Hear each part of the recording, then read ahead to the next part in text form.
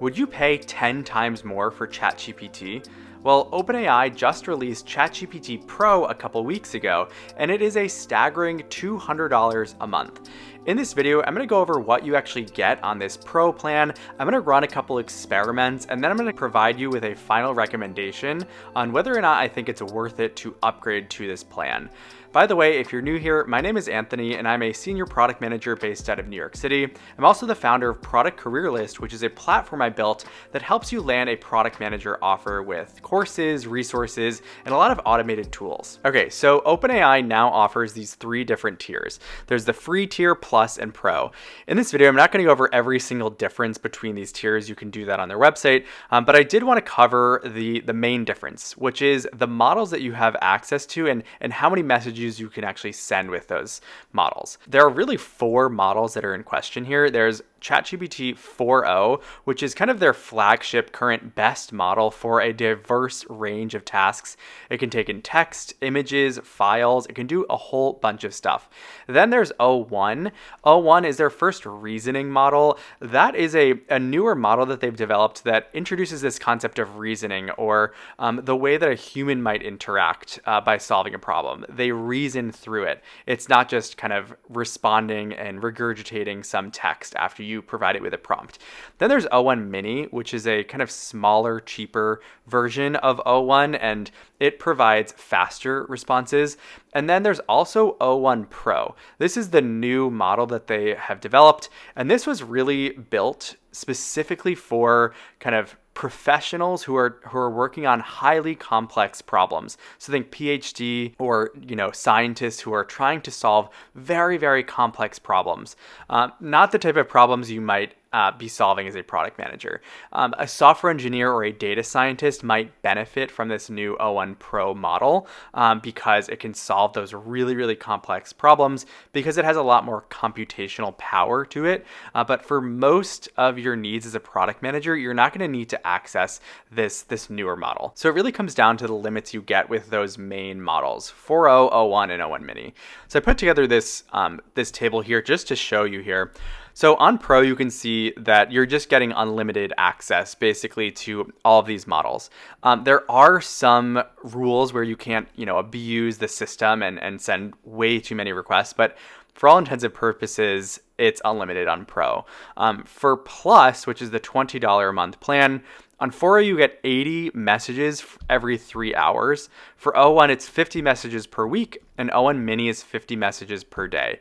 It's also worth noting that the advanced voice mode, you get about an hour a day. I can't find an exact amount on their site, but people have said it's about 1 hour per day versus unlimited on Pro.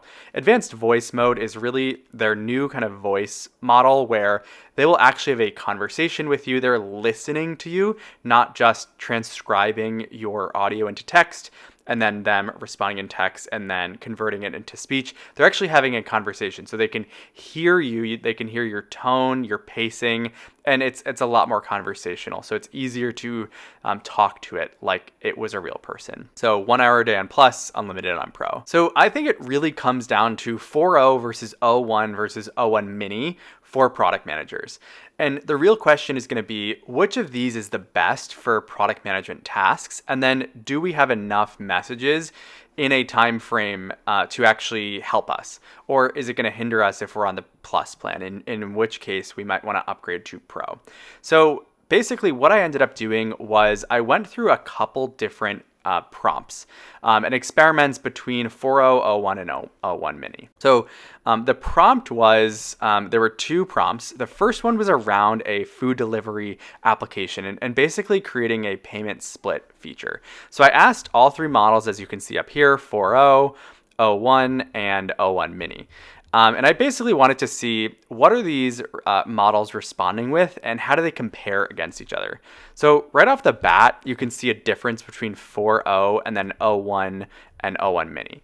As you scroll down to the user stories, so on 4o here, we can see they're very basic. They're just saying, as a user type, I want XYZ so that I can do this. And there's no additional information. They do split it up between the payer perspective, the participant, and the system, which was great. But as you can see in O1 and O1 Mini, they actually have acceptance criteria for each of the user stories. And that's really helpful because that information is going to be critical when it comes time to creating tickets and actually handing this off to an engineer.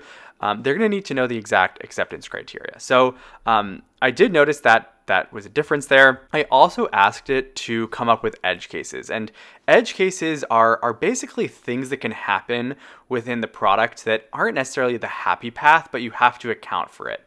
So 4.0 produced 10 different edge cases. And as you can see, it provided a scenario and then one solution. Whereas O1 and O1 Mini, they actually provided a scenario and then several different solutions for each edge case. As you can see here, here is the edge case and description and then proposed solutions. So there's definitely a difference between 4.0 and then O1 and O1 Mini. But I wanted to actually look at the totality of these responses and compare them against each other. So I put this into a chart here, and I basically tried to see what are all the different user stories that any of the models came up with, and then did they include that user story in their response? I'm happy to share this file in the description below if you want to browse through it. But there were some user stories that were missed across the different models. But if we go to the bottom here, O1 actually performed the highest here. So O1 had 90% of the total user stories included in their response. And then 4.0 and O1 Mini actually were tied here, both at 65%.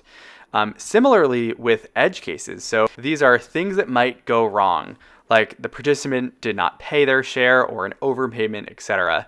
So we went through all the different edge cases that 4.0, O1, and O1 Mini came up with, and O1 Mini actually did way, way, way better than both 4.0 and O1.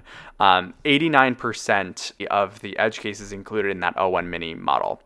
So right off the bat here, O1 or O1 Mini is going to be performing better than 4.0 when it comes to user stories and edge cases. Okay, so the next scenario was basically creating a flow chart of the end-to-end billing process for a hospital. So I asked it, you're tasked with designing a flow chart for this multi-step billing process. It should cover the end-to-end billing lifecycle. Should think about passable scenarios, outcomes, complexities, and edge cases. So I asked ChatGPT to do this in mermaid.live, which is basically a flowchart visualization tool where you can put in plain language and then it converts it into a chart. This is a cool way to kind of go in between a tool like ChatGPT and then another tool.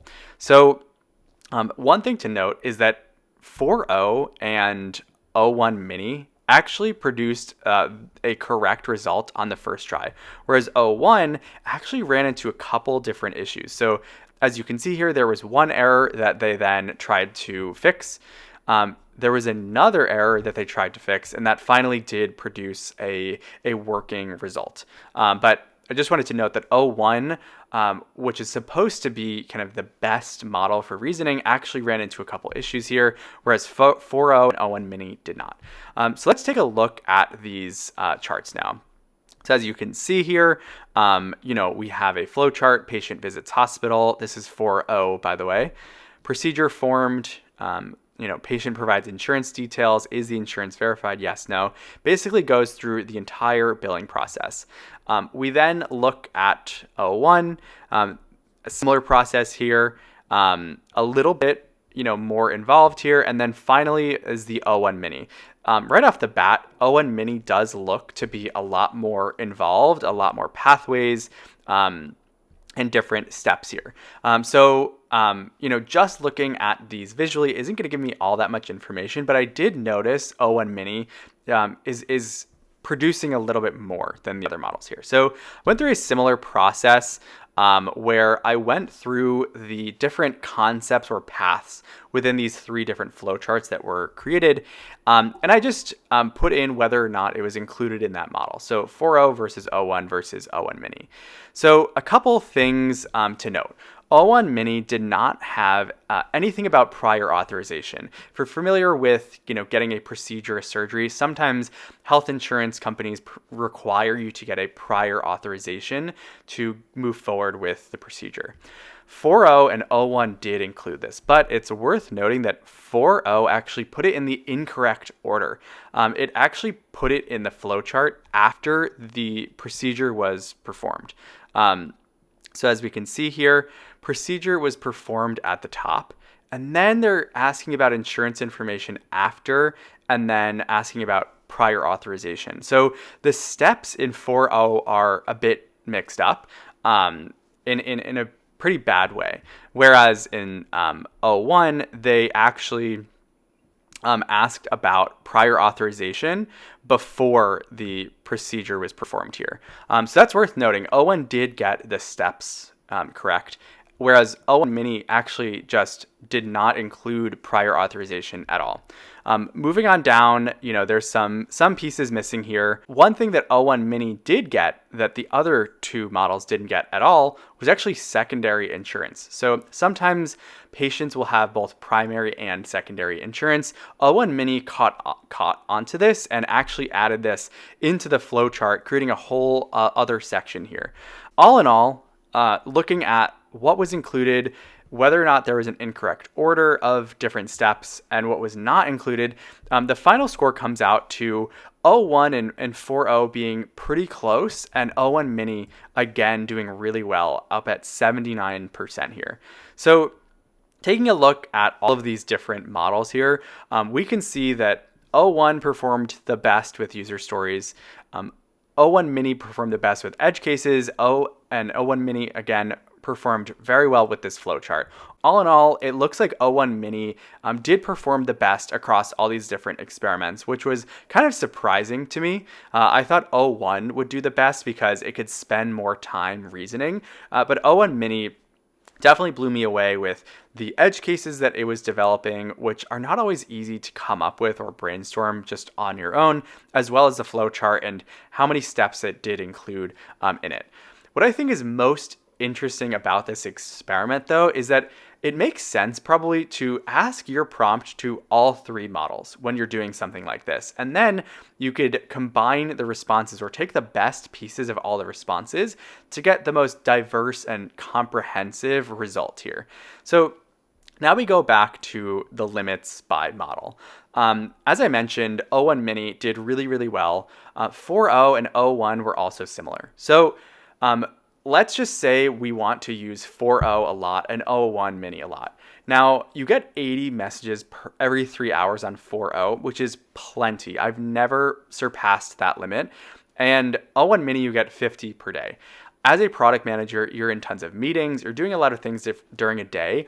You're rarely going to surpass this level here. You're going to be able to accomplish probably everything you need to do with ChatGPT within the confines of the Plus plan. So you really don't need to go upgrade to that Pro plan to get unlimited access, because you're really not going to be spending that many or sending that many messages within those timeframes. So all in all here, I took a look at what you're actually getting with Pro. You're getting unlimited responses and messages with these plans, including advanced voice mode. You're also getting that O1 Pro, but it really is only useful for that extremely highly complex use case, problem-solving use case, where you might be a scientist or a software engineer or data scientist who's solving a really complex problem. You're not going to really be doing that as a product manager.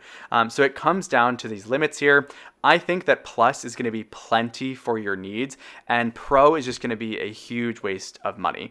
An extra $180 a month could be spent doing a lot of different things: user interviews, other software that is going to be helpful, or just saving that money if you're a startup.